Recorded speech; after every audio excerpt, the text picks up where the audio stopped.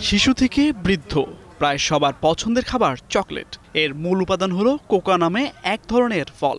তবে এই ফলের বাজার পুরোপুরি আমদানি নির্ভর হওয়ায় চকলেটের তৈরি বিভিন্ন পণ্য কিনতে চড়া দাম গুনতে হয় ক্রেতাদের।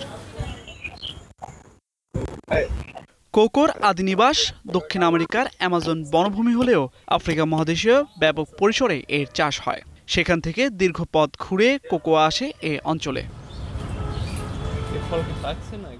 দেশে চকলেট আইসক্রিম ও কেকের বড় বাজার থাকলেও দাম অনেকেরই নাগালের বাইরে।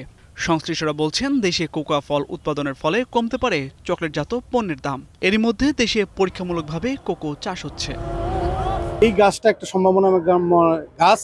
এই কোকো গাছ আমাদের বাংলাদেশকে উৎপাদন করে আমরা অনেক বৈদেশিক মুদ্রা সাশ্রয় করা সম্ভব। এটা একটা বাংলাদেশের ব্যাপক সম্ভাবনাময় ফসল।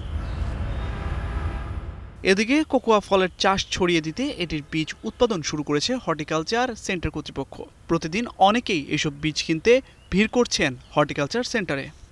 ফল আমরা চারা কিনতে আসছি, এটা খুব লাভজনক ফল। এই ফলটা নাকি খুব সুন্দর সুস্বাদু, এই জন্য এই ফলের চারা কেনার জন্য আজকে আমি এখানে এসেছি। দেশে কোকা ফলের চাষে কৃষকদের আকৃষ্ট করতে বেশ কিছু উদ্যোগ নেওয়া প্রয়োজন বলে মনে করছেন বিশেষজ্ঞরা। এই ফলের উৎপাদন বাড়লে আয়ের বড় পথ উন্মোচন হতে পারে বলে মনে করেন তারা।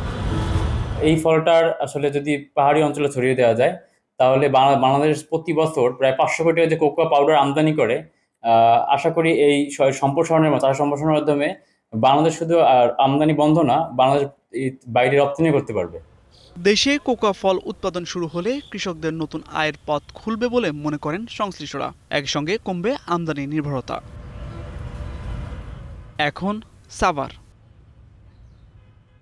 সানবিট সব দিবে সামাল। সানবিট ম্যাজিক প্রেস ডিশওয়াশিং এর মাথা ঘোরানো সলিউশন।